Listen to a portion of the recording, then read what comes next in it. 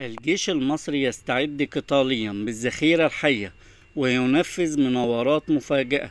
أعلنت القوات المسلحة المصرية تنفيذ مناورات مفاجئة بالذخيرة الحية بحضور وزير الدفاع محمد زكي.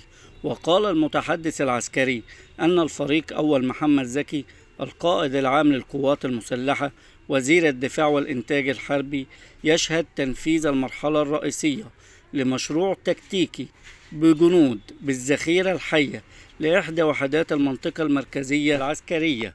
ويظهر في الفيديو الذي نشره المتحدث العسكري استخدام الدبابات والأسلحة الثقيلة للذخيرة الحية للوقوف على آخر استعدادات للقوات المسلحة المصرية في إطار القلق الذي تشهده منطقة الشرق الأوسط. حفظ الله مصر وجيش مصر وشعب مصر الأصيل، ويا رب ينصر فلسطين وشعب فلسطين على العدو.